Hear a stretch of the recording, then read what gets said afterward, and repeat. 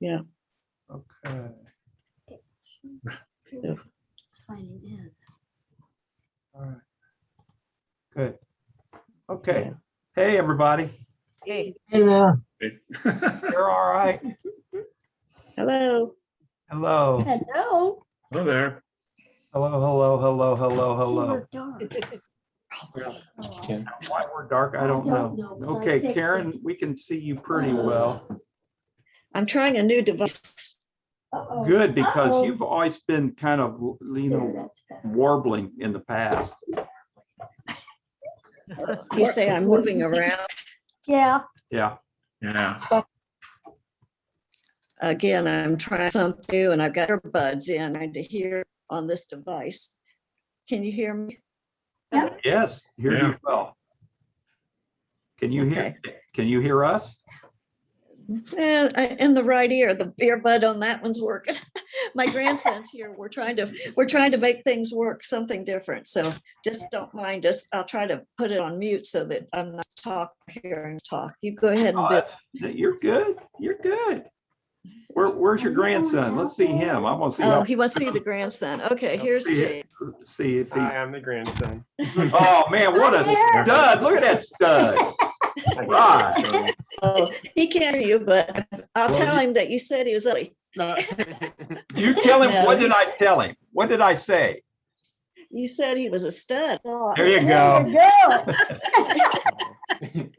Yeah, he's actually working on a computer too, trying to get the camera to come up on that one.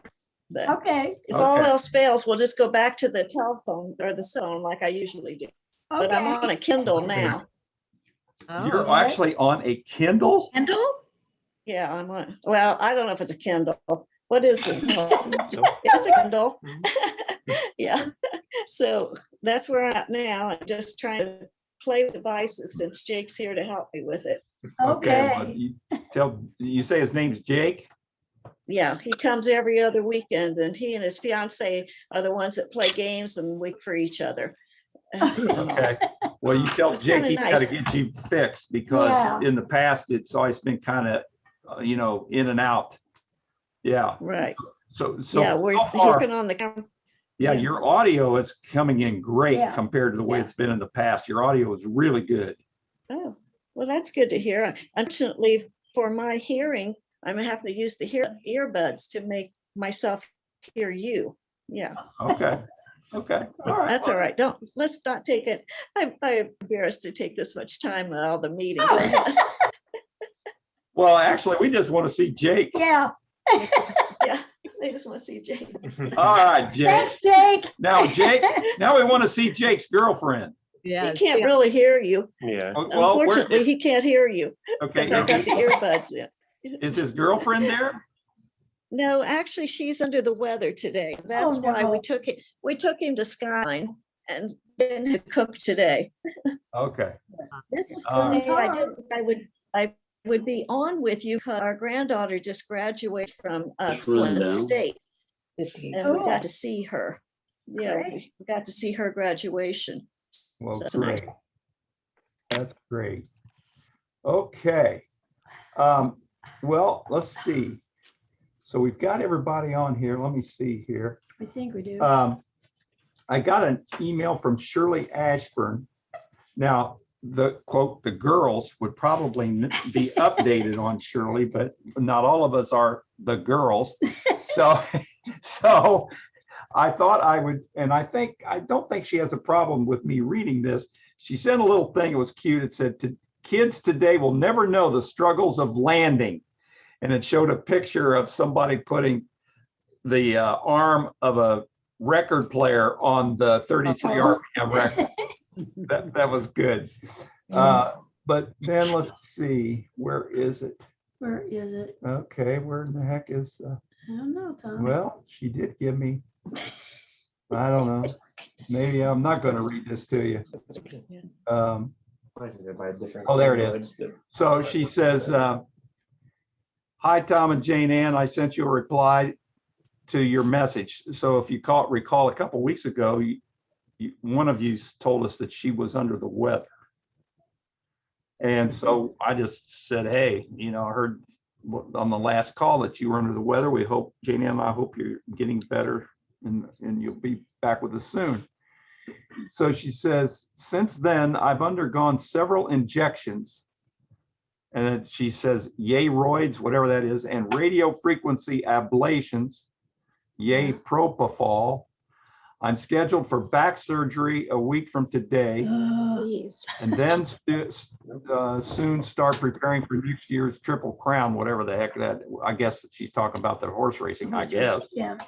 Nothing keeps me down long. Diane Whistle-Kalazi calls me the bionic woman. I'm starting to have more body parts than a Ford factory. Anyhow, I miss you all and hope to see you again soon. I have been enjoying the posts, especially Jimmy Hoax Creations. I found a doo-wop oldies and Hall of Fame group on Facebook that I love.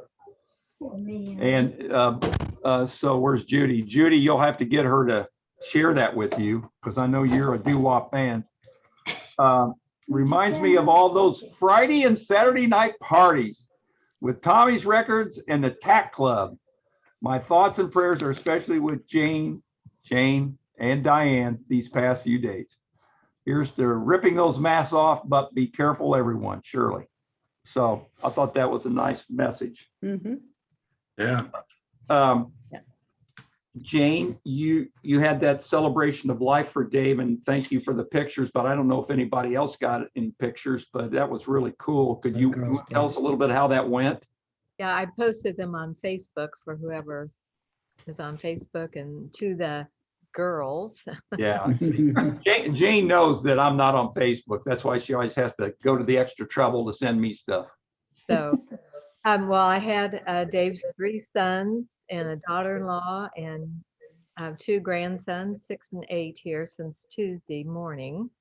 They left this morning and for 4 hours, it's been nonstop laundry and other things. I'm not done yet, but so yesterday we had the celebration of life down by his memorial bench, the ball field, and we had a Navy honor guard that came. It was pretty warm, and they came in their full uniforms. They had to wear masks, and I told them we'd all been vaccinated, but they said they were given orders they had to wear their masks. So it was just very moving, you know, the putting the flag, folding the flag, and started with the guy playing taps. Then they asked all the vets to do a final salute and everybody else to put their hand over their heart. And so it was simple, but just very, very emotional and moving. And because we were kind of in the sun after they did that, we all moved to the shade, which is by the ball field. They have it covered. So then his 3 sons all wanted to say something, which is very, very nice. And everybody else had been there in December when we had done a celebration, but because of COVID, they couldn't be there until this past week. So they were just wonderful, and you know, lots of thanks to me, which made me feel good. And one of them I wasn't sure even liked me. And he just went on and on. So it was just a wonderful celebration yesterday and a wonderful week with all of them. And we said we're going to do it every year. I think they want to come back there and do it all. That's nice. Good. We went to a water park one day. I rode the lazy river for hours with the 8-year-old. And I kept telling him when we went through the waterfall that keep me out from there. I went through every time with it flashing. And then when I tried to get off the inner tube, it was not very easy to do. So I had to have help with that. But other than that, they went to a trampoline park. They didn't have a ball.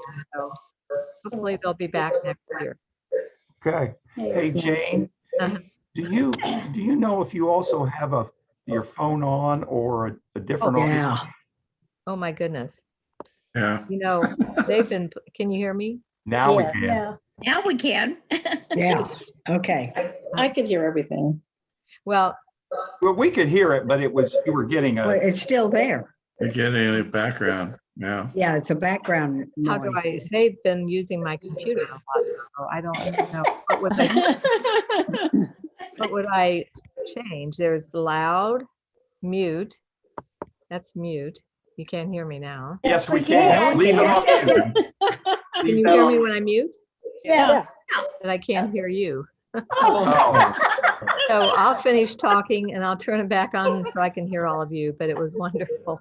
And I don't know what they did here with this. okay. I'll do sign language. Yeah. Well, so I had mentioned, or since Shirley mentioned Jimmy Hoke's music, as far as I'm concerned, it keeps getting better and better. And I had never heard of KT Tunstall. Oh, you hadn't? No, it's Where you been, Tom? she's fantastic. Where you been, Tom? I Yeah. hadn't Come heard- on, Tom, where you been? But anyway, that was really good. And Jim, you want to tell us a little bit about that? Wasn't that recommended by Jamie? No. Jamie gave me feedback about Mary Black. Oh, okay. Yeah, because he evidently, that was one of his favorites, Okay. but she was only accompanied, who was it? Emmy Lou Harris, yeah, Yeah, Emmylou Harris. yeah.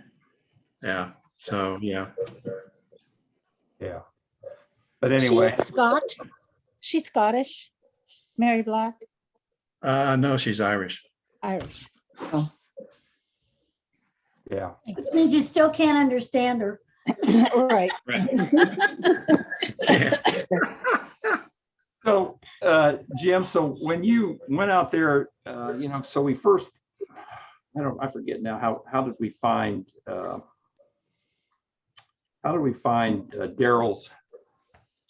house? You got a note from somebody. Yeah, I can't even remember now who sent that to me. Oh, I know, it's my next door neighbor. Yeah, yeah. And so then you went out there and just looked around for that and just landed on that one? Oh, I landed on several.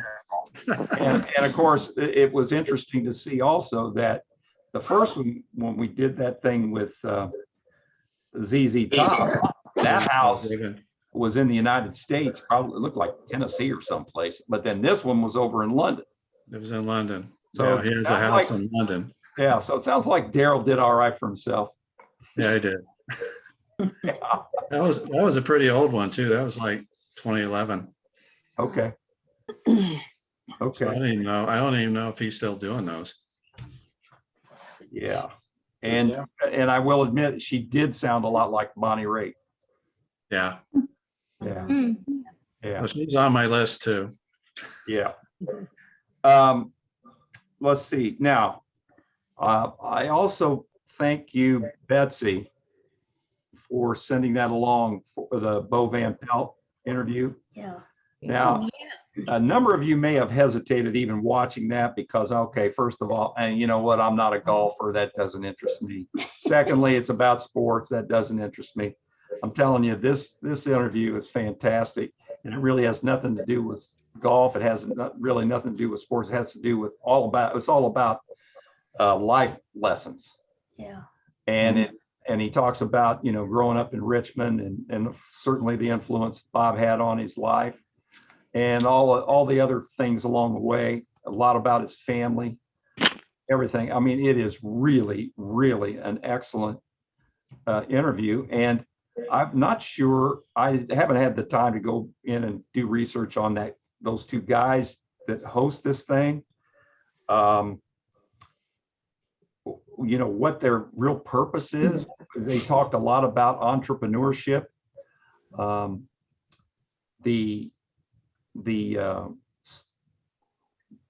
The promoter or the people sponsoring it are called Rocket Recruiting. So I don't know really what the heck those guys are really all about.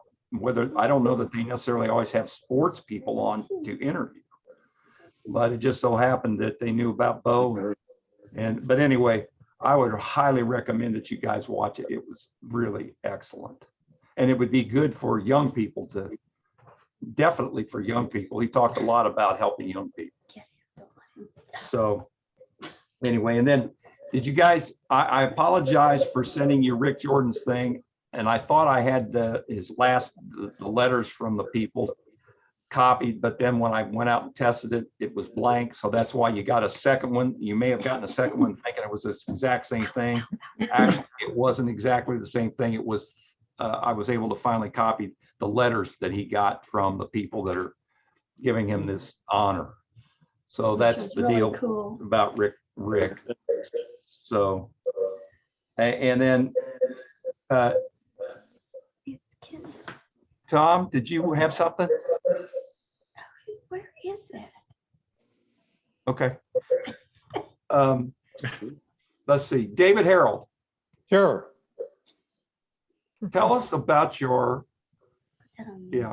tell us about your sailing excursions with the vets. Okay. Due to COVID right now, we only go out 2 days a week, but we normally go out 5 days. There's 5 captains. Sometimes we need all the boats, sometimes not. Typically, we've been taking 2 boats out on Tuesday, 2 boats out on Friday. Tuesday is all men. Friday is sexually traumatized female vets. So they're a little apprehensive and scared at first, but we make them do stuff like put the sails up, take the sails down, run the winches. So they get about 2 hours into the trip and they become old salts pretty quick. Most of them will return. Some will come every week, some will come once a month or so, but it's a lot of fun. We hit a storm last week, so they got a little excited. I got a little excited because I was on the small sailboat and I couldn't get the rudder to turn. It's a very small boat. It's a 20-footer. So I finally put all the sails down and came in on the motor. So they were a little scared because we were taking waves over the front of the ship. So Ooh. I told them not to worry. We'd come back and pick them up if they went over.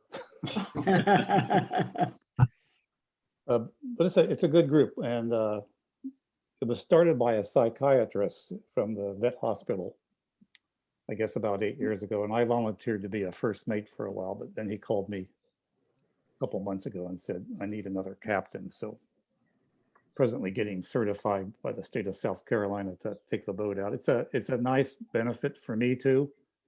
I don't have to buy a sailboat, and when it's not in use, I can use any of the 3 boats whenever I want to. Oh, Wow. that's nice. Ooh, that's Wow. nice. That's a good deal. Very nice. Yeah. It's a good group of guys. And, Good.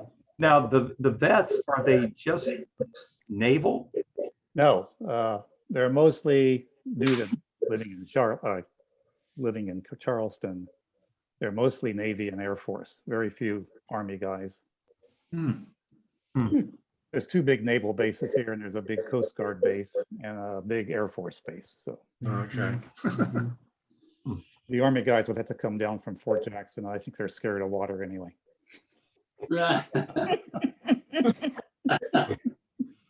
Okay, okay. Funny. Normally, we take a trip. It's about 2 hours out to Fort Sumter from Charleston. We turn around. Mhm. Last week, one of the boats started taking on water out at Fort Sumter, so we left him out there and called the Coast Guard. So they went up, pumped it out, and we have a patch to make on that boat. It's 40 years old, so it's not in the greatest shape.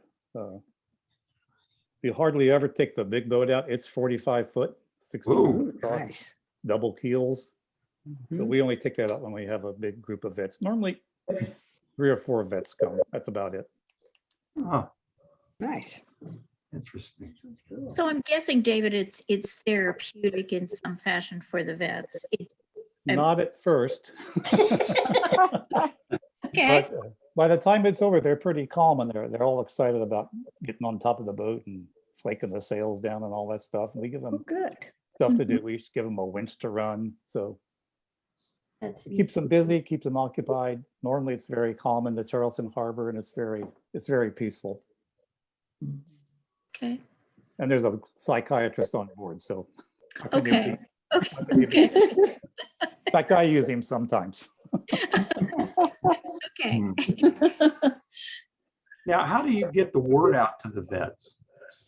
The VA hospital puts it out, and we also have a website called Veterans on Deck. So anybody who wants to come, they can just sign up. Yeah. They don't even really have to sign up. They just can show up at the Ashley Marina. And if we need 2 boats, we take 2 boats. If we need 3, we use 3 boats. We can handle 5 people on the 30-footer boats, and on the big boat, we can probably handle 12. Nice. Do you charge them? Nope, it's all free. Great. The boats were all donated, so Nice. That is nice. we Yeah, are vi- entering a sailboat race here this next month. We'll see how we fare in that. Last year, we came in 2nd place. So Oh, Oh. good. Wow. Awesome. they all get a little bit excited when the sailboat goes up on its side, and we ask them to lean over to the other side. So Hey, that means you're really tacking Yeah, into your, that's really right, flying that's it. right. That's when it's Yeah. really fun. yeah, we can get up. We get one boat up to 9 or 10 knots in the wind. So Wow. Ooh. So I don't know if they're hearing any feedback or not. We are. Should I turn that back off so you're not bothered by it? Yeah. No, we can't hear. I her. think Karen may be the one that's causing all Yeah, I this think she's feedback. gone. Yeah, think. Karen, I think, tell Jacob that There she goes. he needs to work on the audio. yeah, We're getting a lot of feedback, and I think it's you. Yeah. I'm not familiar with Okay, you knots. guys, I heard What you is, how does complaining. knots compare to miles? You know you're Uh, signed up. I can't hear anything. 1.1 mile per hour, I think, somewhere in that neighborhood.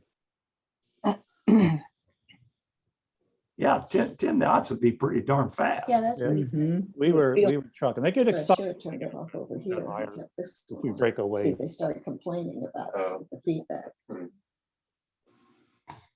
Sometimes one of the big yachts will come by, like Bill Murray's, and it'll give us a big whoosh.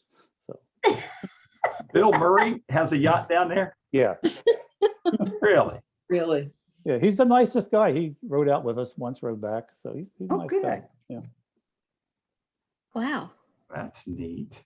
I We didn't can't know. picture him with a yacht. No, I know. No, he owns a restaurant here in Charleston, and he's a big fan of the Charleston River Dogs AAA baseball team. Good. Mhm. He's a Wow. big baseball fan. He's a big Cubs fan. Yeah, Mm. he doesn't sit in any private area. He just comes down and sits with the fans. It's kind of cool. Oh, Nice. that is nice. Yeah. Yeah, that's what I've always heard about him. He's just like a regular guy. Yep. Yeah, just wants to hang out. He doesn't want to feel like he's a big special thing, doesn't need to be signing, autographs, all that stuff. Nope. Now, iPad, Judy, Yeah. Oh, yes. was it last week that I missed you? Where, No, I didn't know who sent that note about the nearly dead. Who sent What? that? what? About what? I got a note that said, "Hey, all you nearly dead," and it was connected to your email. But I didn't Interesting. want to open it. I'm it glad seemed a you little didn't. weird. I'm glad Yeah. you did it. Yeah. Yeah, I don't know what that's about. All I did, Well- it was either last week or the week before. I didn't see it until it was, we were done. yeah, till we were done. And sometimes it'll show that if somebody tried to get on, that it'll show that so-and-so is attempting to get on the call. And I didn't see it. And all it said was iPad attempted to get on the Oh, call. well, what happened was I was trying to not open that but to still find out the URL. And I just erased the whole thing. So there might have been a moment of connection, Okay. but yeah, I don't know who that it was kind of a really weird, I don't know if somebody hacked into you or what happened, but It It's could have been weird. referring to us. no, we're not nearly dead. We're still, are we all alive here today? Yes. Yeah, we're alive. Yeah. Yeah. well, Anyway, that's what it was, Tommy. Okay, well, I felt Thank bad if it, because I'm usually trying to be real careful as people come on or want to try to get on. it just shows a little blue square up at the top, admit. And I just didn't Yeah, it see didn't anything come coming on. from you that day. No, I had my granddaughter here, so that was my entire energy output. Oh, okay, Yeah. okay. So, hey, Judy, I have to know, did you pick the winner for the Derby? No, and I'm surprised that he's running today. I thought Yeah. the doping He is thing- in Preakness. How did that resolve itself? Did they decide that? No, and I think it's. I haven't resolved it. They Yeah, haven't resolved it yet. They were doing some additional tests, but yeah, I didn't pick the winner either. I was real mad at myself. It's pretty rigged. I don't know if you can. pick I it. know. well, I think it's pretty strange that Yeah. he I immediately have a got question. tested. Yeah, they got immediate test results right after that race. Yeah. But now when they try to go back and do more Do more test results, tests. it's taking Yeah, forever. they can't get I them. wonder why. Oh. No, Why didn't they test him before the race? That, Exactly. yeah, Why don't they do that? who knows? Maybe Who they knows? do. I don't know. Yeah, Well, they yeah, only they take- start they only running it. test the top 3 horses, I think. Oh, okay. oh, the win, place and show Yeah. Gotcha. after they've Oh, come in. okay. Okay, Wait, that makes sense. wait, Harvey, you mean the 3 that are predicted to win? You mean? No. No, I think the 3 that win, Oh, yeah, right, Yeah. after, they're the after ones the that are race. test. They don't test the guy that came in last. Yeah. Right. Well, maybe they should. So it's Maybe they not shouldn't necessarily- tell why he came in last. True. You're right, Nance. Maybe they Well, we'll see slowed what him down. happens. No, I'm See a- what happens today. I don't know. It's crazy. I'm a Bob Baffert fan, so Yeah. I hope to heck that this turns out right I because don't like that guy. I don't know why. you don't like You it. don't like it? Well, they I say don't a like lot him of people either, don't like Harvey. him, Yeah, and I mean, he's recently something they about his do it- look, and he wins all the time. I don't know. Too slick. He's He's kind of too slick. cocky, You think? too slick. Yeah. Yeah. Well, yeah, he's just the trainer. I tell you what, he must know how to pick jockeys because those jockeys are the Yeah. ones in the end that make it happen. Yeah. That's right. The jockey and the horse. We So, can have a good horse. I mean, it didn't even sound to me like Baffert expected that horse to win, and No, he he didn't. didn't. I don't think that he instructed the jockey to take that horse out in the lead right at the get-go. And that was the thing that I think made the difference. That jockey really knew that Yeah, horse. That jockey knew what he was doing. That horse didn't do well if he was trying to come from behind, but if he was out in the lead, he would fight hard not to let anybody pass him. Either that or the jockey was the one who jabbed him just before the gate opened. I don't know, but anyway, so Oh, so Lordy. who all's gonna watch the Preakness today? Yep. Yeah. 6 o'clock. Yeah, okay, yeah, okay. So, Ronnie Siders, Yes, sir. did you get your grass cut? Oh, yeah. Oh, yeah.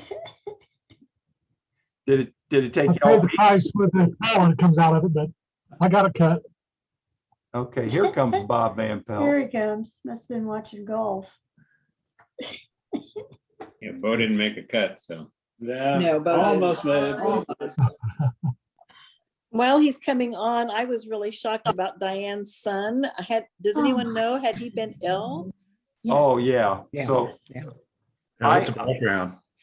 I had an email from her and I just assumed that everybody knew about Tony. No. No. So, okay, He was ill for about 6 weeks, I think. He was going to the dentist, and the dentist for some reason wanted to run tests. And they ran blood tests and they found out that he had cancer just about throughout his body. And so they only gave him weeks pretty much to live after that diagnosis. There wasn't any treatment they could do. Wow. And Christy was over there seeing Diane a couple days ago, and she said she's very strong, and she's been through a lot over the years, and I Yes, think she the has. service is on Monday, and that's about all I know. mhm. Did he have a family, Jane? No, he didn't. He was 50, and when he was in his mid-20s, he was diagnosed as a schizophrenic. Yes. So he's had a Mhm. really, really tough Tough life. life. Yeah, he And was he in was Europe. adopted by Diane and Bob, and and when he was in his 30s, his birth parents contacted them. Mhm. So they all had a relationship together, and they both were there with him at the end. That's And good. his birth mother flew in from Hawaii. His Oh, birth father lived nearby, so Diane said they were all there and just offered a That's lot good. of comfort. So Good. and then he actually then, he was with her then in her home Mhm. yes, with hospice. Yeah, but it was in home Hospice. hospice and it was there with her. Yeah, Wow. that's tough, but it's best for the person who's going through that, if they can be If they at can be at home and be home, with yeah. family. and I guess he Mhm. wasn't really suffering. So, and it was fairly quick from the time he was diagnosed. Yeah. And he'd never been able to settle. I mean, his life was Mm-hmm. Mhm. fairly torturous, his emotional life. Mm. And Diane and Bob were wonderful. He went there just about every day and worked with Bob on his cars and things. Mm-hmm. So they were really supportive of him. But his life was a real struggle always, I think, wasn't Oh, it, sure. Jane, Yeah. Susie? You know? Yeah, it was. Yeah, it was. He was, yeah, in and out of treatment. I am wondering if some of the medications that he took Oh. at all Yeah. to Hmm. Long time ago. Yeah. the cancer. Yeah, I mean, those psychotropic medications are difficult, so. Judy, do you know at what age he was adopted? He was he was just a adopted when he was baby, 8 months wasn't old. he? Yeah. The interesting thing is, when he met his birth father in his 30s, Diane said he looked just like his birth father. They played the same guitar, they liked the same music, they had so many things in common. But, it's a case of his parents were in college when she got pregnant, and they did not want to get married or raise a child. So they had given him up for adoption, and ended up the birth father lived like 10 minutes away from where Tony grew up. But Wow. they didn't get acquainted until probably about 20 years ago, I would say. Wow. Man, that's amazing. Wow. Hey, Bob. Yes, sir. So before you came on, we talked about that interview with Bo, and that was an excellent interview. Thank you. Yeah, Now, enjoyed it. What do you know anything about those two guys that did the interview and that what their deal is? No, they have a podcast that's nationwide, Tom, and I can't remember where it's even located. But they're friends of his from maybe Oklahoma City or Dallas, one of the two, I think. Okay. But yeah, I have no idea. Okay. Yeah. Yeah, because it didn't seem like it was really necessarily sports oriented. It was more. I think it's like a life thing, just find different people and do an hour with them, that kind of thing. Yeah. Okay. I'll check. I'll know next week. Oh, that's okay. I just, I just assumed it was some kind of a sports thing or maybe even a golf thing. And then I was kind of surprised when, but it made it even more enjoyable, with the kind of questions they asked him and got him to talk about all those things. And it kind of bounced back and forth. I like the interchange of it, Tom. That was pretty good. Yeah. So Bob, how are you doing there today?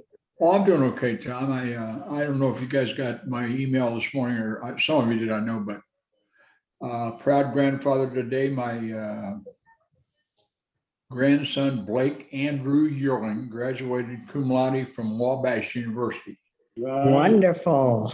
Yeah, awesome. And he has a really tremendous job offer. He starts in Chicago with a chemical company. It's located in Oakland Park, and I'm remiss, I don't know the name of it, but moving up there and starting July 1 and will be a contract negotiator for the chemical company. Good deal. Yeah, and actually they're graduation at Wabash today. They had both last year and this year's class, so it was really Yeah. quite a ceremony. Oh, wow. And then, I don't know if you guys followed IU, but they had one last week and one this week, so. They and Purdue, I think, split it up and did current year first and then last year's graduation this Saturday. Oh, And also IU people, the national championship IU's playing for was soccer. Monday evening at 8 o'clock on ESPN2. I looked that up a little bit ago because I knew we'd be talking about it a little bit today. And the coach at IU is a guy named Yegley, Todd, I think is his name. I met him when he was a young man because his father was a friend of mine. Jerry Yegley, I think, won 5 or 6 national championships. And if you can imagine, when I first went to IU, soccer was a club sport. They were not an intercollegiate sport. Right. They now have a stadium up on the, if you know what a swimming pool is, it's up by the swimming pool where the old football practice field used to be. That may hold 17 or 18,000 people. Yeah. Wow. So yeah, it's been a wonderful tradition and very unusual for a guy to take his father's place, in a program like that. Yeah, that's cool. Yeah, Yeah. that's great. Now, how did your grandson get connected with this company where he's going to be working? Did he intern with them? They recruited him time out of college. He Okay. was a business administration student. And is one of the funniest people I've ever met in my life. I mean, just great personality, just kind of loosey-goosey and can come off the wall with stuff that you go, wow.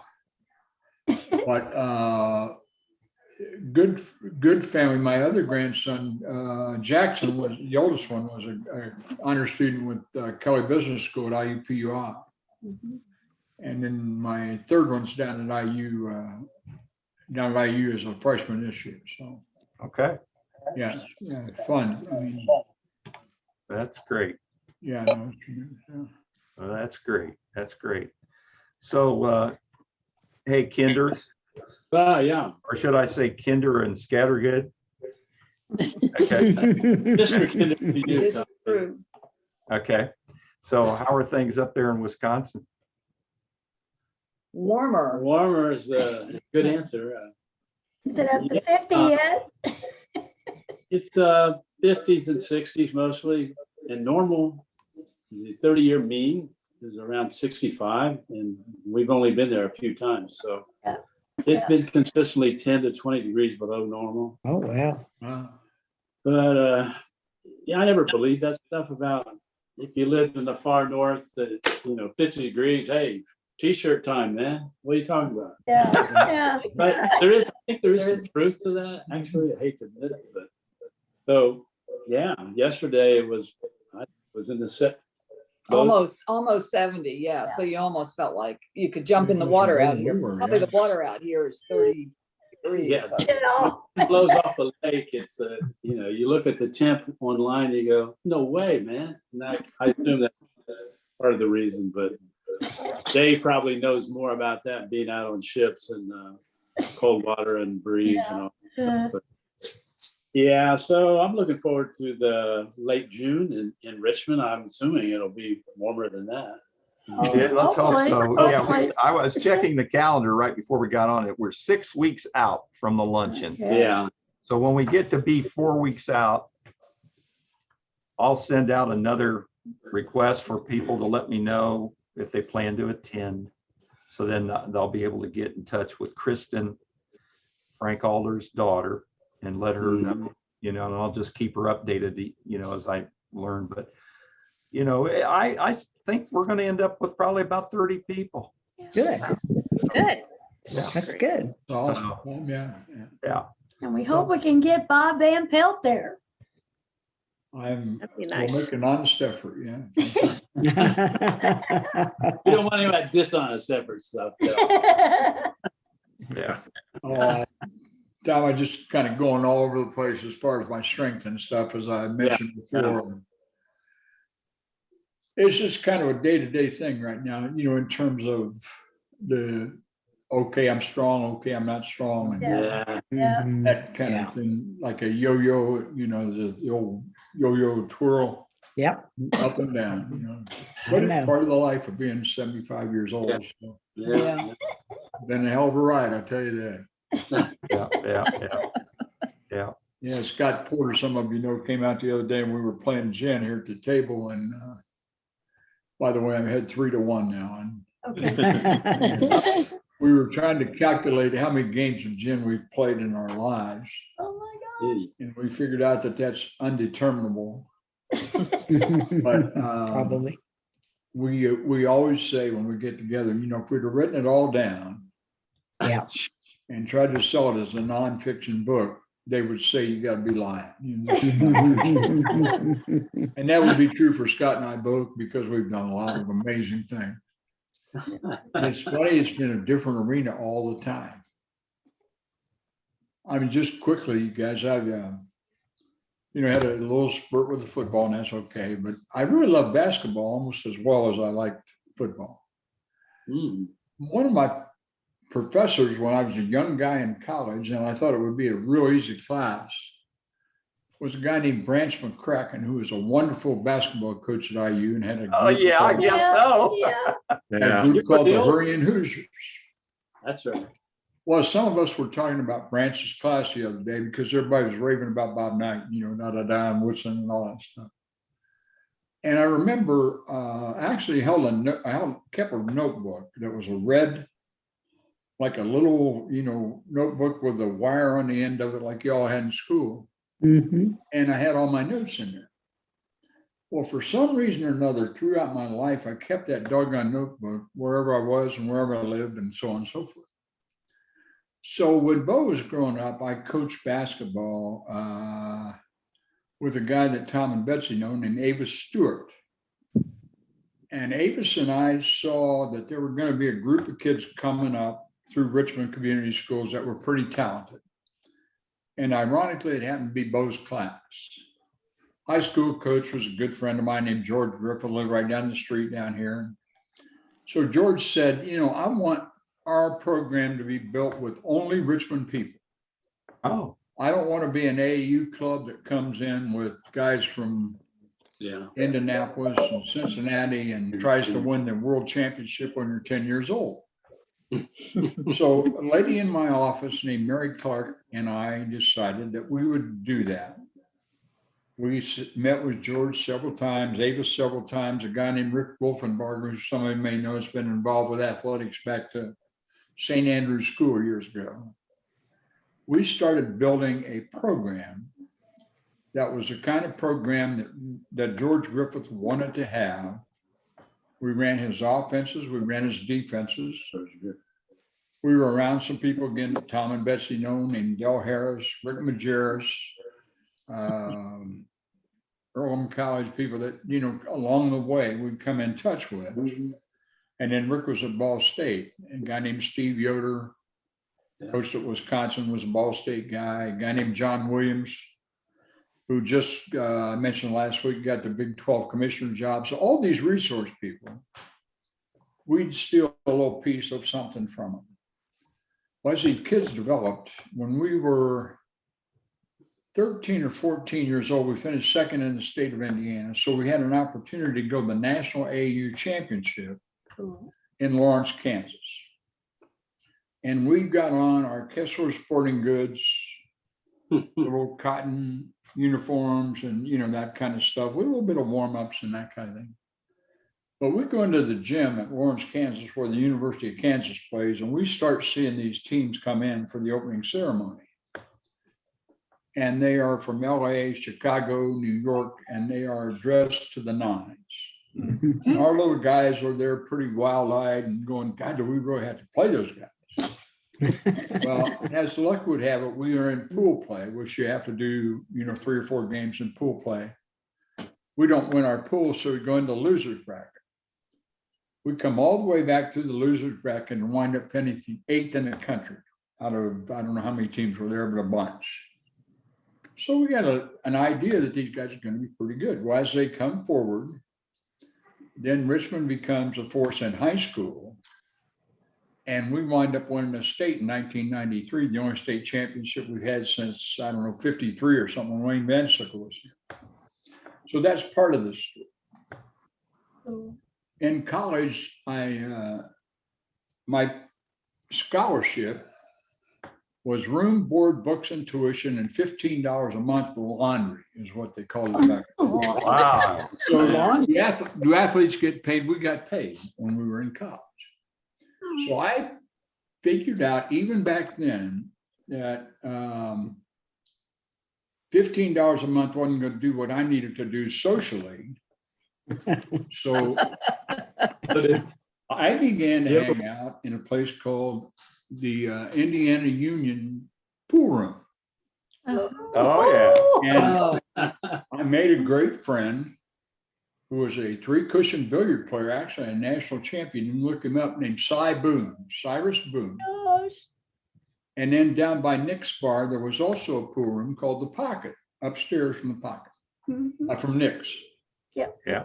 The guy I met in there was a guy named Craig Long who ran the pool room. Now, as pool room manager, Craig Long had dropped out of law school. He was married to his wife, Jane, from Fort Wayne. Her dad was an Indiana Supreme Court judge. And Jane was pregnant. Craig and Jane rode to work on a motor scooter. She kept the motor scooter to get around town while she was pregnant. So no stress. I'm in the pool room and beginning to be a little bit good at it. So make a little bit of money there and supplement the $15 a week. Found out there was a poker game somewhere. So I played a little bit of poker with a guy named Larry Canada, who was hosting the game out in Brown County. His wife was Eli Lilly's granddaughter. Oh my gosh. So as this whole thing starts fitting together, it's pretty good.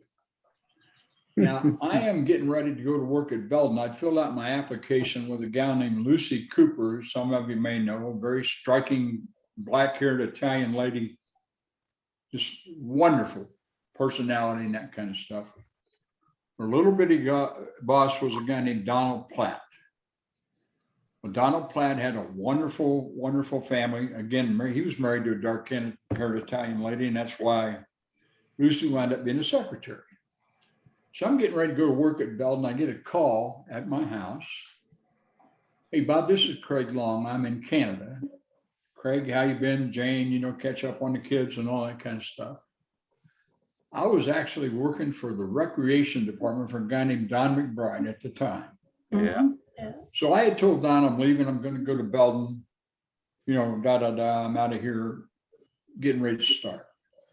Phone rings, Craig Long. When I come down, have dinner.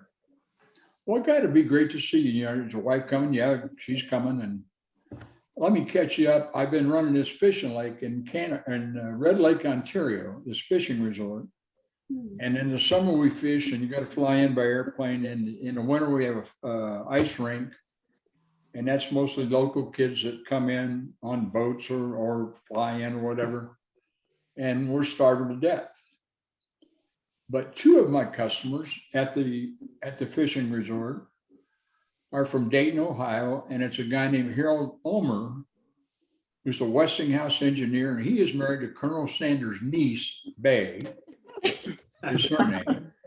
And his partner is a guy named Lee Cummings, who is Colonel Sanders' nephew. Oh my God. And they have both been working for Kentucky Fried Chicken, and they started up a chain called Famous Recipe Fried Chicken. How do you keep this straight? And they're located in Dayton, Ohio on North Dixie Drive. So they had closed. They actually had a store at 15th and Main Street that was boarded up at the time. He said, I'm going to buy that store in Richmond, Indiana, and they're going to work it out so I can pay for it. And I said, Craig, I don't know anything at all about the restaurant business. He said, Bob, I don't know shit about the restaurant business, but I think we may be able to make a living. So we go in the restaurant business. And as luck would have it, we're in the restaurant business when it becomes pretty favorable to be in the restaurant business. Restaurant industry is booming. So we take that little company and we turn it into 6 stores. We had one in here in Richmond, built a second one in Cambridge City and a little remodeled gas station, one in Connersville, one in Newcastle, one in Kokomo. My goodness. Our one in Kokomo is a huge building and it's owned by a guy named Lou Jaffe, who some of you may know.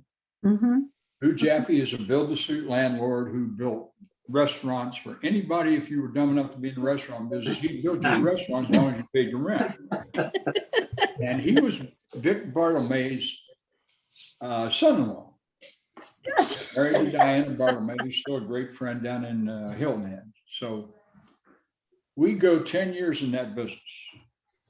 Craig and Jane are getting divorced and he's moving to Vero Beach and takes our managers and my stepbrother, Mark, who's a famous recipe guy also, to Vero Beach to start the next company. Well, not being a mathematical genius, I can see quickly that I'm gonna be out of a job. Because Craig's got an ex-wife with a ton of alimony and support to be due. And Jane is gonna be wanting the business because she had done some work in it as we were growing up. Well, Jane winds up getting married to a bus salesman from Wayne Division named Jerry Bell. Wayne Works. And Jerry came up here to sell buses to schools from Jackson, Mississippi. Redneck, you can imagine. Anyway, Jane, this wonderful lady, falls in love with Jerry Bell, and I can see, again, that I'm gonna need a job. So who do I call? I get a hold of Lou Jaffe. Again, not a big friend, nothing like that, but no, he builds the restaurants for everybody. But to Lou, I'm gonna need a job. You got anybody? He said, yep, got a perfect guy for you. Guy's name is Grant Bowen. He's financial director, vice president of franchise for a little company over in Columbus, Ohio called Rax Restaurants. Rax Roast Beef. Yeah. Again, I have no money. I'm starting out just like we started in the chicken business. But I do have a wonderful notebook of the development of Famous Recipe as we went through it. Oh my gosh. I've got growth charts, I've got motivational speeches, we've got a newsletter from Famous Recipe, we have a couple of articles in there. We've actually been written up in Nation's Restaurant Business Magazine twice. So I've got my little notebook and I go over to Grant Bowen and I sit down with the chairman of the board named Pat Ross. And I've got my notebook and they start talking about these restaurants.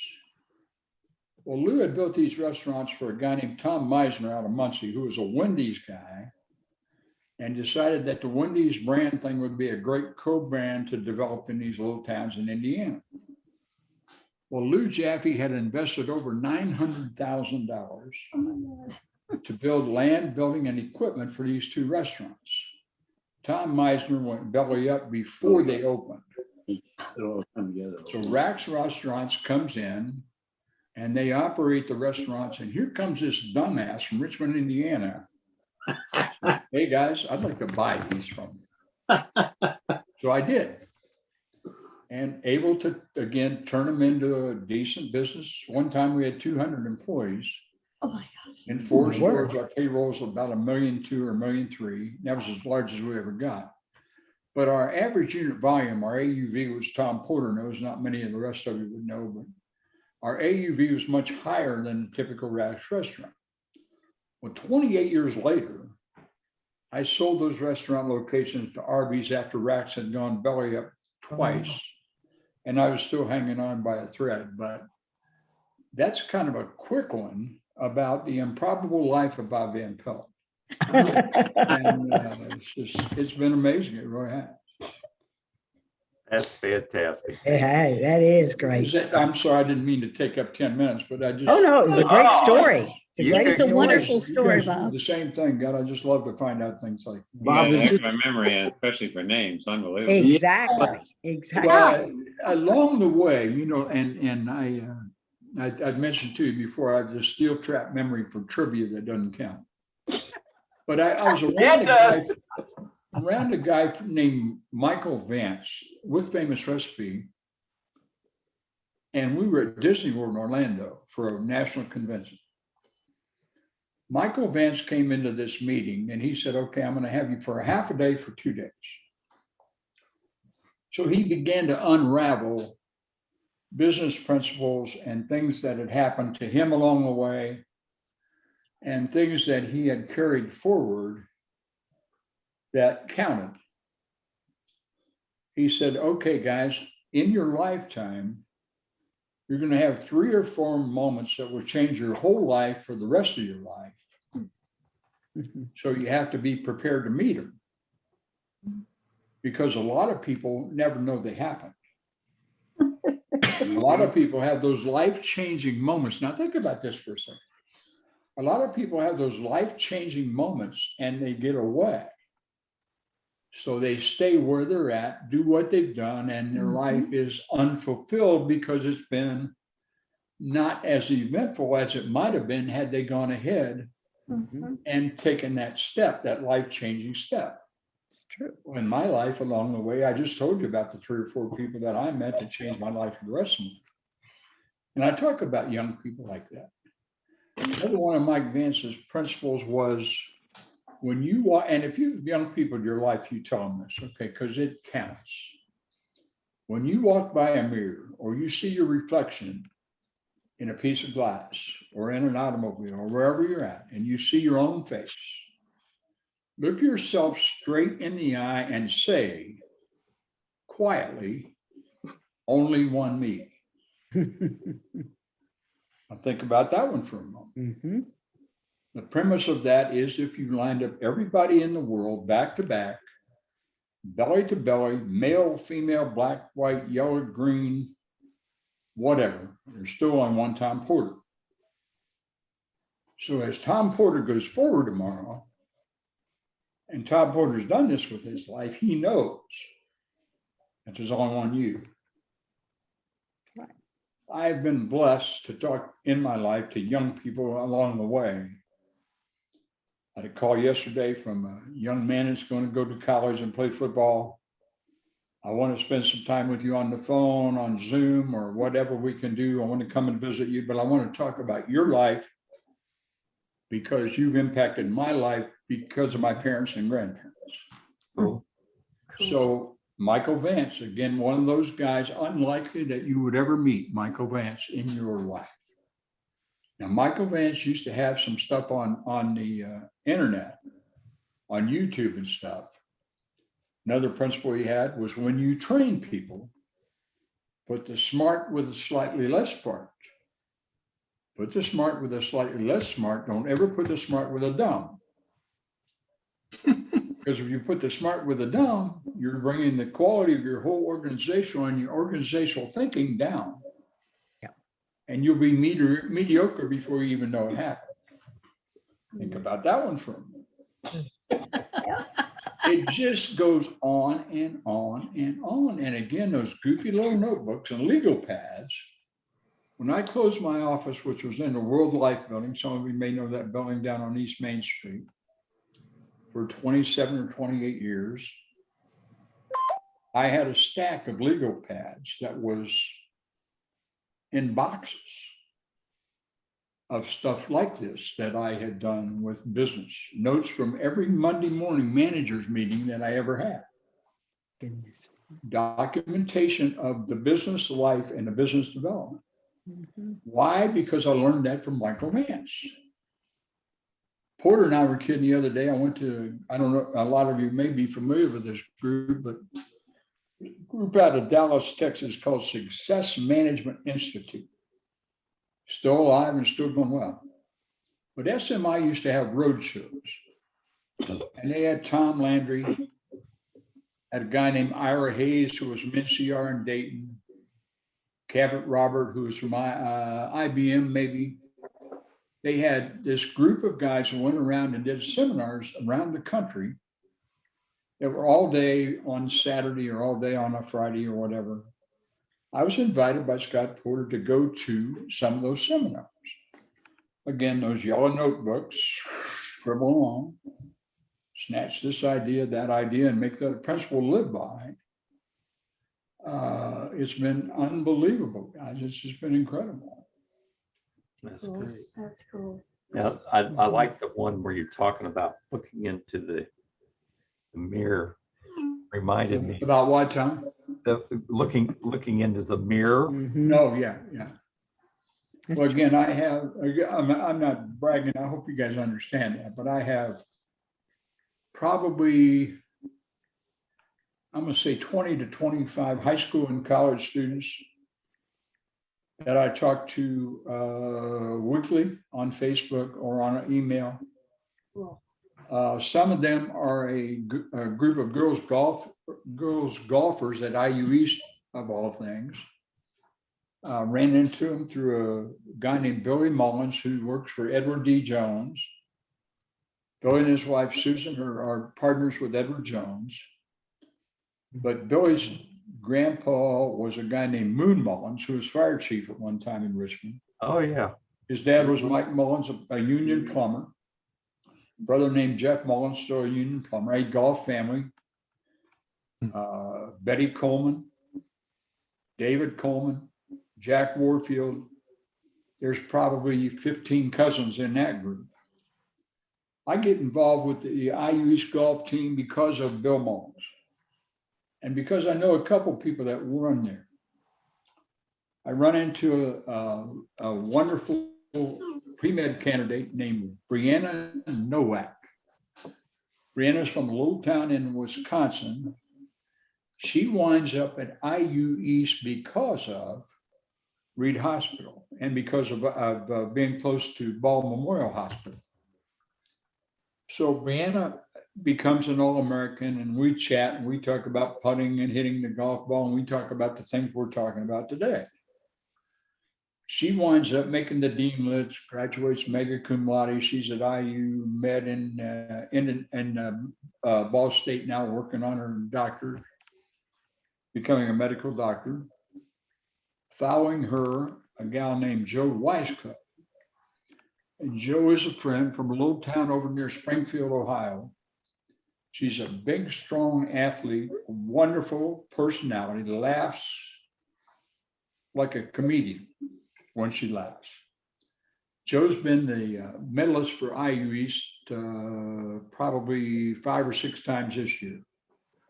She's an All-American. She's going into the national tournament in Oklahoma City, May 23rd. Wow. How are you? Super. Just a second, I have to sign off. Another lady that I ran into there is from Puerto Rico. Her name is Pau Delgado. And Pau was on the junior national championship team for Puerto Rico when she was 16 or 17 years old. She came to IU East because of Spanish studies and because of a group here in Richmond called Tres Amigos, which is a Mexican, Latino, American unit that takes care of things for people. So Pau volunteers with them. She's home in Puerto Rico right now, but Pau's coming back for her junior year next year. And she'll probably wind up being an All-American.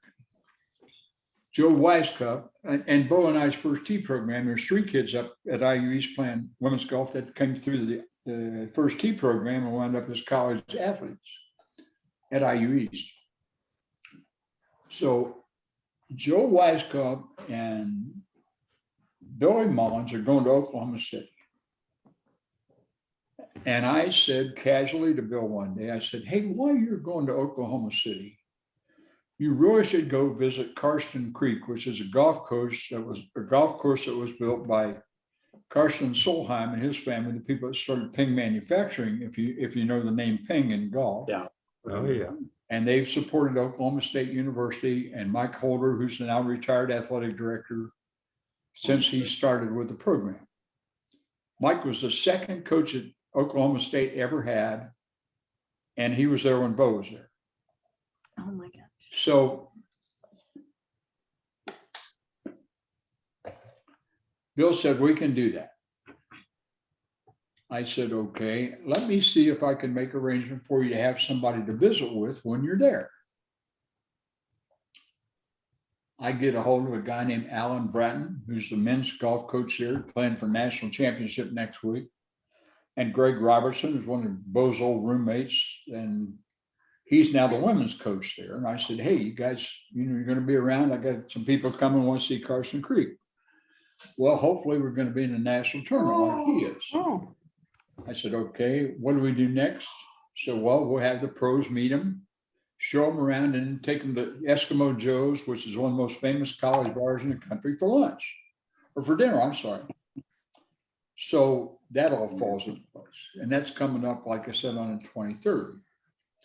Well, Joe Weiskopf is a good and very special golfer. She's thinking about turning pro. She graduated last week from IU East.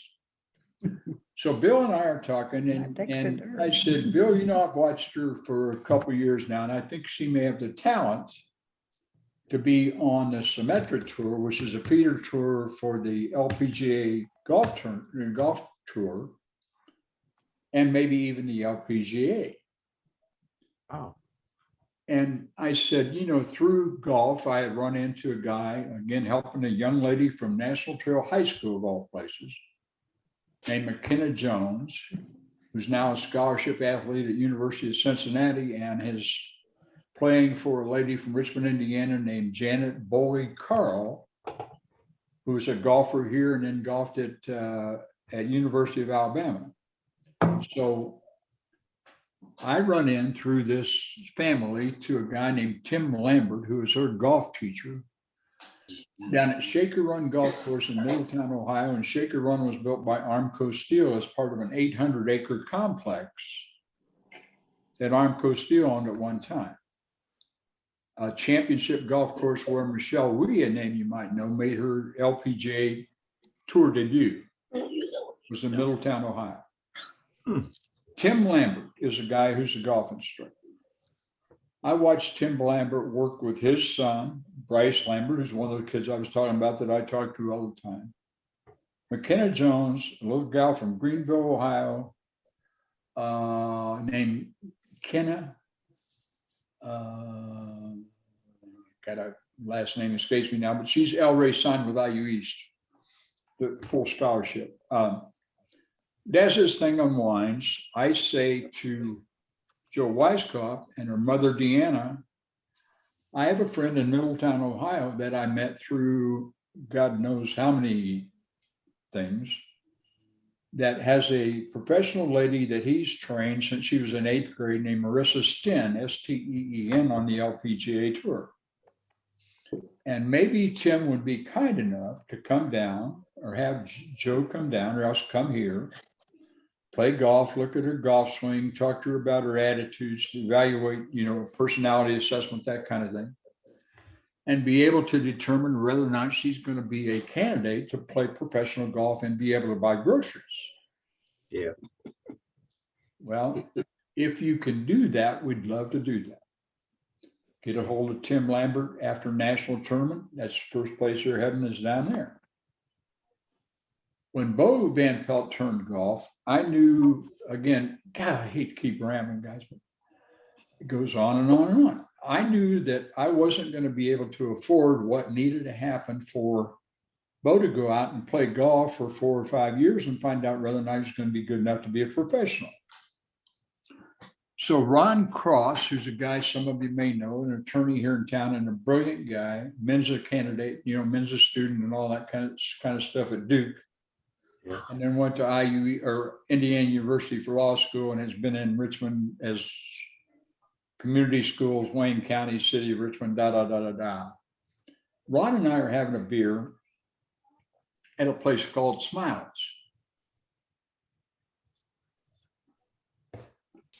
Ron's son, who's now deceased, was a very talented golfer named Justin Cross, who played at Ball State before and after he had cancer, and then passed away later on, some kind of a lymphoma deal.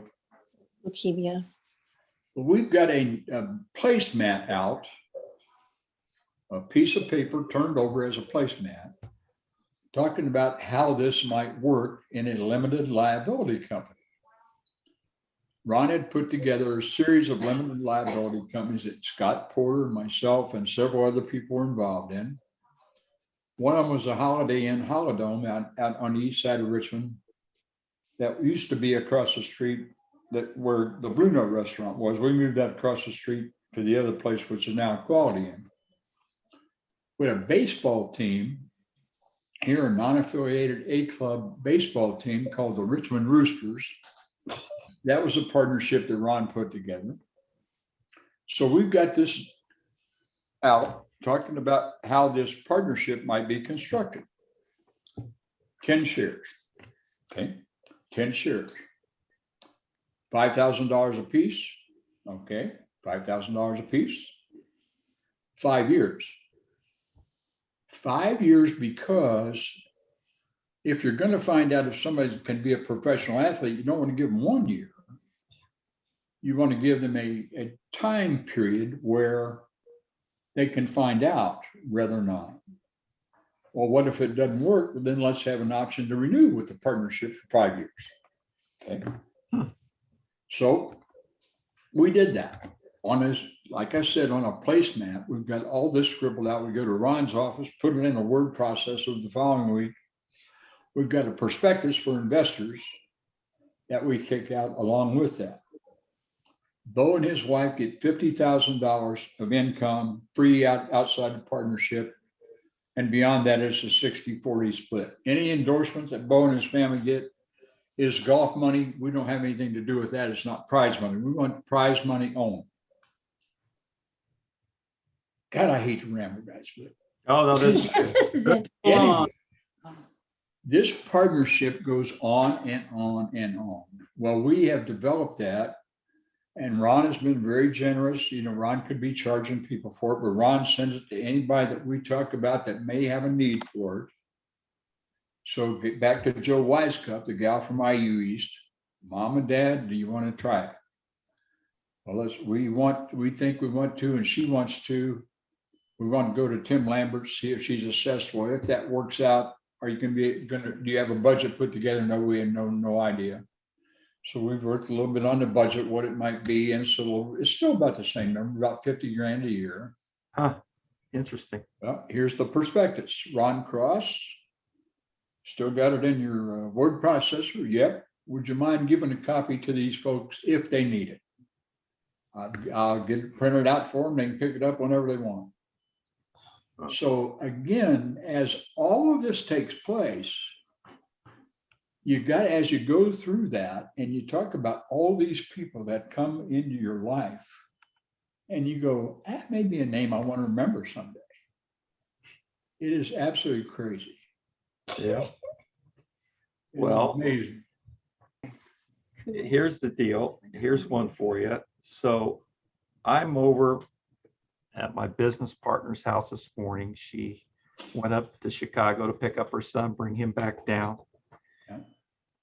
And as I drove by, I saw a cyclist, and he was off to the side of the road, and he was off his bike and he was looking at it. And then when I came back, he was already had the wheel off and he was working on. So I pulled back around, came back around to see if I could help him. Started talking to him. Well, he had a British accent, really nice British accent. He's from West Country in England. So I got to talking to him, and he said, I've been here 18 years. I love Indiana. I love Indianapolis. I was recruited by Butler to go to grad school, but to also run both track and cross country. Wow. Met my wife there. She's from a little town called Richmond, Indiana. So I said, so then he mentions, he said, you might know the name. And he said a name, and I didn't recognize the name. He says, well, her dad, the reason I thought you might know it is her dad owned a bar called Mother's. Is there a bar called Mother's in Richmond? There was at one time, Joe Halberstadt. That's it. That's the name. Halberstadt.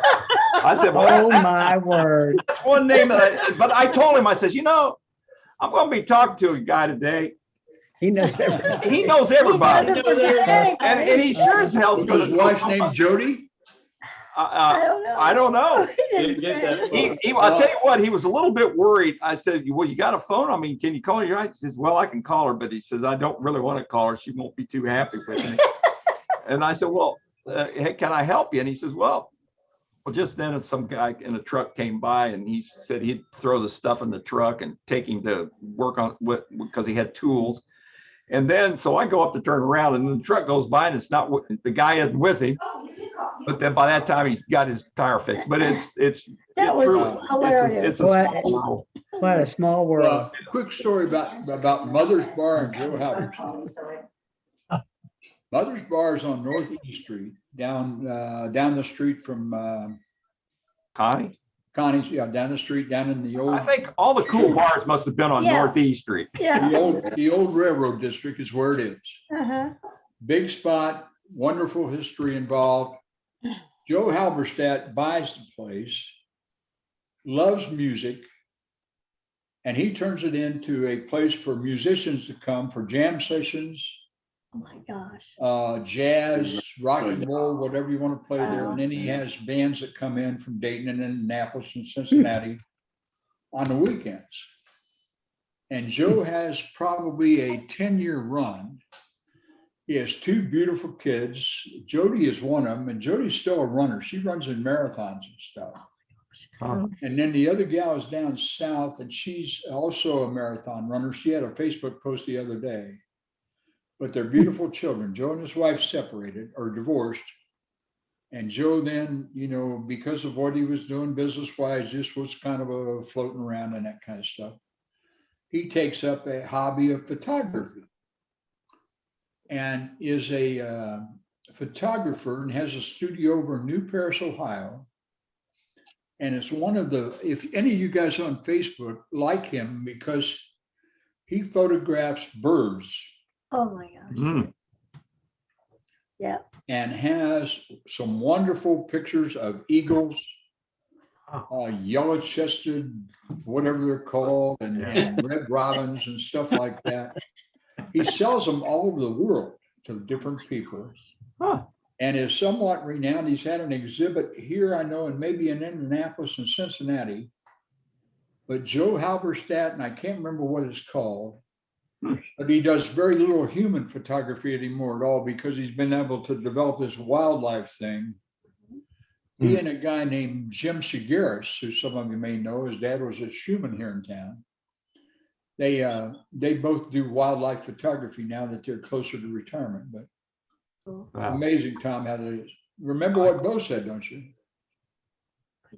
Richmond, Indiana is the axis of the universe. Oh, yeah. Don't forget that one either. Yeah, and in that interview, he did talk about that deal about the $50,000. Yeah, about the partnership. Those guys were like blown away about that. Yeah. Well, it was an unbelievable thing because it was the people that we were involved in the Roosters with, that kind of a thing. We're stuck on one share. And I, again, have made some great friends in the broadcasting business. And one of my great friends is a guy from Chattanooga, Tennessee named Jim Brewer. Jim Brewer and his family started out in New Albany, Indiana. They had radio stations, AM and FM in New Albany, Jacksonville, Panama City, Chattanooga. They've got an all-black rap station in Chattanooga that you ought to hear sometime. And so we became great friends. Well, one of his sales guys, who's now retired, is a great friend of mine, and a guy named Dave Stricker, who lives across the border in Eaton, Ohio. Dave's in my office, and I said, David, would you and Betsy think about something like this? I've got the prospectus. He said, no, but Jim's coming to town Monday. Why don't we just all get together and you run it by him? Now, Jim Brewer is not a golfer. Jim Brewer is not a sportsman. Jim Brewer doesn't know much about what we're talking about, but Jim has done some things, restaurants, real estate, and those kind of things at the LLC. And he comes to my office at the World Life Building. We sit down and chat, go have lunch. And he said, you know, my wife and I will do that. You know, let me take the offering and we'll get it back to you, and so on and so forth. Had a check for $5,000 overnighted in very shortly. Oh my gosh. So Jim moves from a place on Raccoon Mountain. Any of you ever down in Chattanooga, you want to go to Raccoon Mountain? From his house in Raccoon Mountain, you could see the Tennessee Valley, just unbelievable, just incredible. Night fire, cookout, one of those places, Tom, like you've been to and people been to in, LA or just really an imagination. You go, wow, someday, yeah, maybe. But anyway, they buy this partnership. Well, they buy a condo on the front entrance of TPC at Sawgrass in Jacksonville, Florida. Okay. And Jim gets involved with the restaurant guy, again, in Rack's Restaurants, a guy named Jim Clements, and they've got a couple restaurants down in Florida. Jim's a golfer and a sportsman. So Jim Brewer and Jim Clements play golf. Well, Bo and I are going to be in that area, and Bo is about maybe 14, 15 years old. And now he's older than that because they were in the partnership then. So it's probably getting ready to go to college, late high school, something like that. So no, it wasn't that early. It was before we had the partnership because he was still in high school. So we go out and play TPC at Sawgrass as guests of Jim Brewer and Jim Clements, the first time we were ever at the golf course. And then every time Bo goes back there, we talk about what a nice guy it was and so on and so forth. A year after we're in the partnership, we had a guy go broke. Greg Merchant House has got poor, had a bunch of apartment stuff in the Section 8, Tom, the low end apartment stuff. And they wind up bankrupting that company. Well, Greg Merchant had to file personally, so he's out of the partnership after 1 year. Oh. Now what do? Got to go see a buddy. So I go see a guy named Don Lamb who owns John's Coney Island. And Don Lamb and I know each other through the National Guard and Highland Lake Golf Course. There's that word again, golf. He says, here's a check for $5,000. I want the remaining 4 years and any shares that come available between now and the time the partnership's over. I want those too. Wow. So now it's crazy. Wow. Amazing. Wow. That is. That's some good friends, Bob. Yeah, you do. Oh, it's the sequence of people that have come into my life. My dad was that way, Tom. You knew him a little bit, but because of working in a factory, he knew a lot of people, a lot of families, a lot of stuff like that. My mom, because of the big Catholic church at St. Andrews, a lot of people, a lot of families, a lot of stuff like that. It happens so slowly, I guess, that you don't think about it unless the occasion comes by and you say, I might know a person. Yeah. And you take off. Yeah. Cool. Okay. Or like this thing with Joe Wisecup. I mean, that's a person I'd never heard of or knew about 2 years ago. And now they've become very good friends. And we're talking about all this. A kid that's coming here to talk about being a college football player at Manchester. Yeah. His Cool. aunt or his cousin was a first tee kid when she was 7 years old. And she's now a college student, plays golf at IU East. So yeah, it just is incredible. That's how it works. Yeah. That's what makes life most interesting. Yeah. Exactly. And her mother works at Manpower for Mike Allen, a classmate of ours. Oh, no kidding. But Shannon Sorrell Brown is one of Mike's leading people. Huh. They are huge farmers, both here and in Preble County. Huh. But I had a guy come by my office up at First Tee one afternoon in Glen Miller. And he said, hey, Bob, I got a friend that just got out of jail and he's a felon. Do you know anybody that might take a chance on a felon? This guy's a good guy that made some real bad choices. I said, let me go to the phone.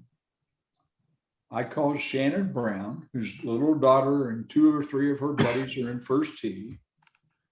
And I said, Mr. Brown, Bob Van Pelt from First Tee. Yeah, Bob, how you doing? You know, so and so.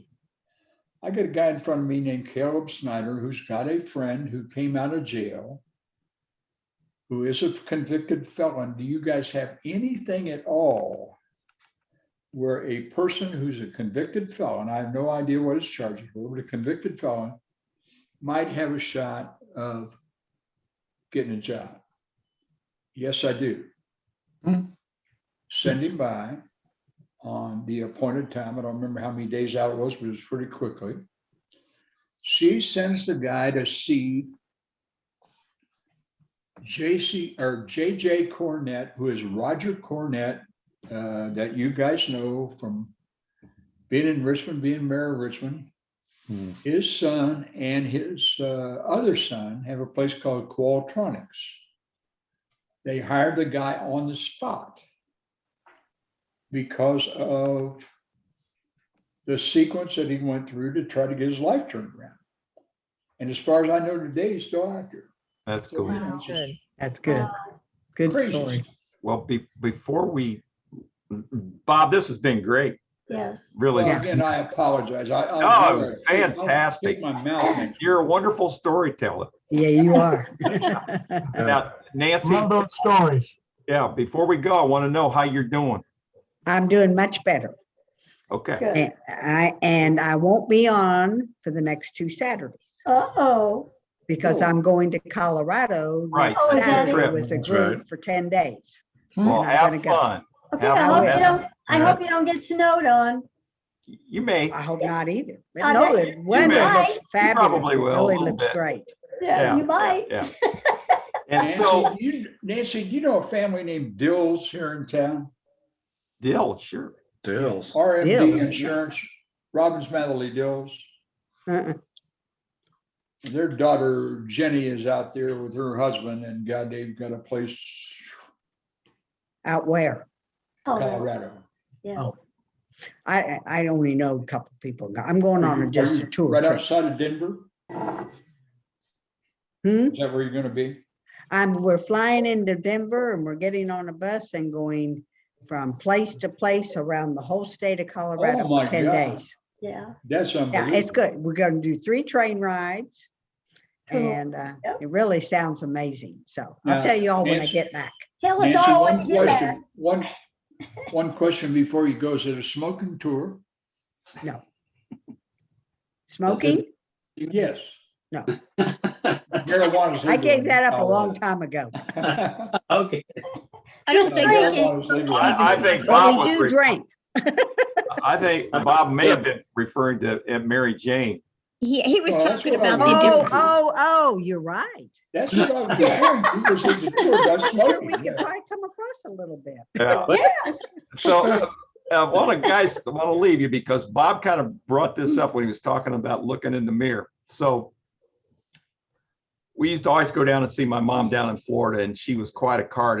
She was a character. And I think she was already getting a little bit of dementia, but I didn't realize it at the time. But But I'm she was telling always you, just funny. she was just hilarious, funny, bubbly, everything. And she'd go into the bathroom in the morning and she'd come out and she'd say, you know, I just was looking in the mirror and I kept looking in the mirror. I said, who is that old lady in there? that? Guilty, yeah. That can't be me. It's not me. I'm guilty, yeah. Yeah, I'm just 21. Yeah, So that's- anyway, Cute. this has been great, you guys. Yeah. So Yeah. Hey, keep tune that in. music coming, Jimmy. Oh, yeah. Okay. All right. We'll see you Yeah. next Have week. fun, Nancy. Everyone have fun, I Nancy. will. Thank you. Y'all Okay. be good while I'm Thank gone. you. Bye. Bye-bye. Tune in next week. The All Bob right. Okay, Van Pelt bye-bye. Show. Bye. See Thank you, Bob. you, Tom. Take care, bud. Okay.